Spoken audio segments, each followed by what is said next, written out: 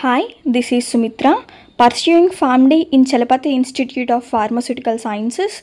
This video is on eye drops using technique. Let's enter into the video. Eye drops కరెక్ట్గా use చేయడం అనేది చాలా important. ఎందుకు అంటే ఆ డ్రగ్ యొక్క ఎఫెక్ట్ మంచిగా ఉండడం కోసం అండ్ ఫర్దర్ కాంప్లికేషన్స్ ఏమి రాకుండా ఉండాలి అంటే మనం కరెక్ట్ మేనర్ లో యూజ్ చేయాలి. సో స్టెప్ వైజ్ ఎలా యూజ్ చేయాలి అనేది ఇప్పుడు మనం తెలుసుకుందాం. ఫస్ట్ స్టెప్, ఐ డ్రాప్స్ మనం అప్లై చేసుకునే ముందు చేతులను శుభ్రం చేసుకోవాలి. స్టెప్ 2, ఐ డ్రాప్స్ మనం యూజ్ చేసే ముందు ఎక్స్పైరీ డేట్ చెక్ చేసుకోవాలి. ఒకవేళ ఎక్స్పైరీ డేట్ క్రాస్ అయిపోయి ఉంటే కనుక మనం దీన్ని యూజ్ చేయకూడదు. అండ్ థర్డ్ స్టెప్ వచ్చేసేటప్పటికి ఈ డ్రాపర్ అనేది మన ఐలిడ్స్ కి అండ్ ఏ సర్ఫేసెస్ కి కూడా టచ్ అవ్వకూడదు, సో దట్ మనం కంటామినేషన్ ని ప్రివెంట్ చేయొచ్చు. స్టెప్ 4, తలని కొంచెం పైకి వంచి పైకి చూస్తూ ఉండాలి, సో దట్ ఐ డ్రాప్స్ వేయడం అనేది మనకి చాలా ఈజీగా ఉంటుంది.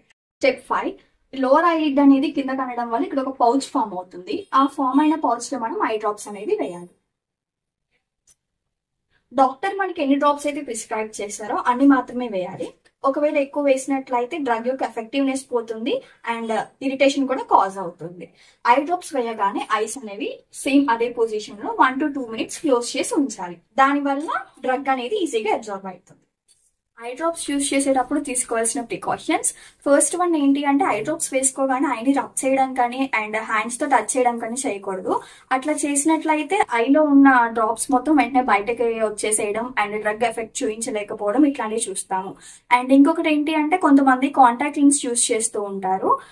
ఐ డ్రాప్స్ అప్లై చేసే ముందు లెన్స్ ని రిమూవ్ చేయాలి అండ్ అప్లై చేసిన ఒక 20 to 25 minutes తర్వాత మాత్రమే వాటిని రీఇన్సర్ట్ చేసుకోవాలి. డాక్టర్ ఒకవేళ 2 to 3 different types of eye drops ని ప్రిస్క్రైబ్ చేసినట్లయితే ఒకదానికి అండ్ ఇంకొక దానికి మధ్యలో మనం 5 to 10 minutes గ్యాప్ అనేది ఇస్తూ ఐ డ్రాప్స్ అప్లై చేసుకోవాలి.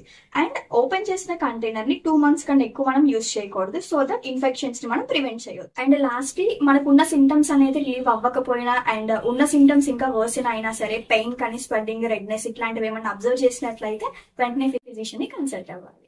Thank you.